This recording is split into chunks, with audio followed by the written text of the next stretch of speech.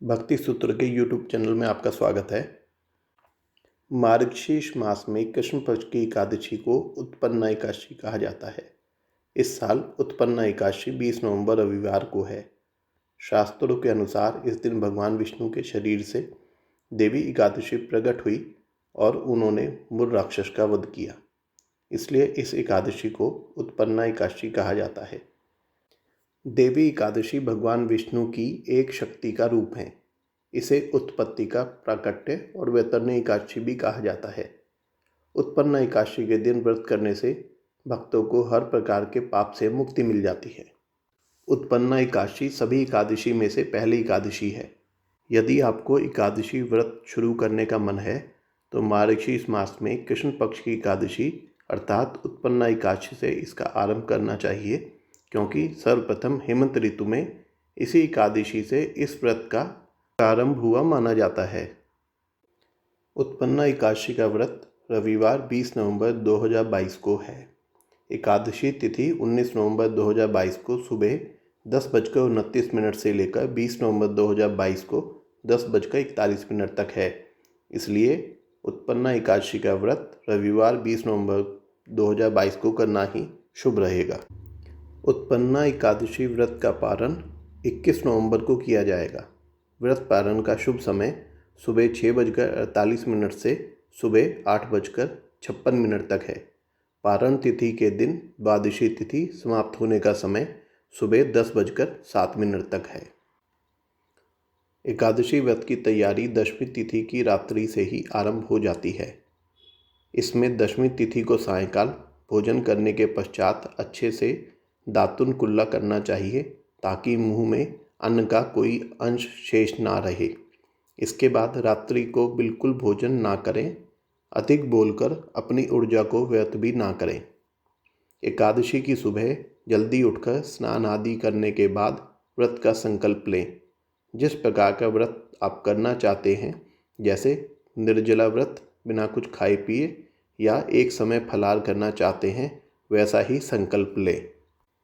एकादशी व्रत के दिन विष्णु भगवान का पूजन करें और उसके लिए भगवान विष्णु का गंगा जल से अभिषेक करें और फिर उन्हें पुष्प और तुलसी अर्पित करें।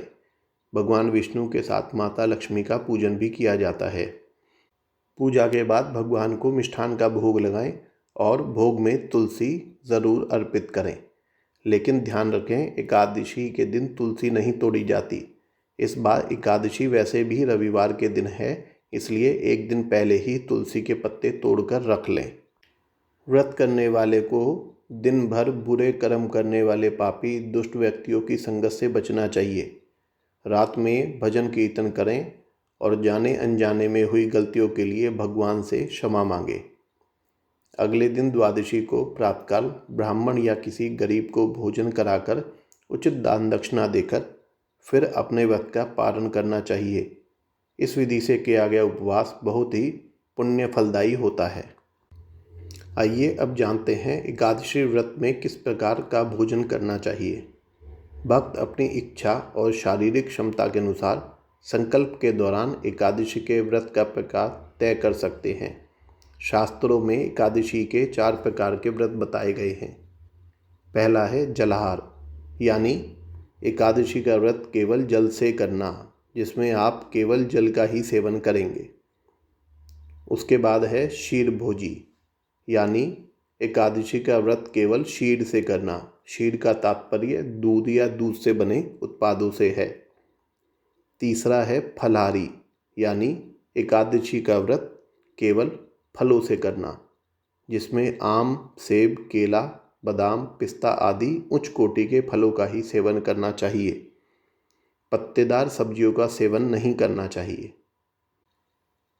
इसके बाद आता है नक्त भोजी, यानी सूर्यास्त से ठीक पहले दिन में केवल एक बार भोजन करना।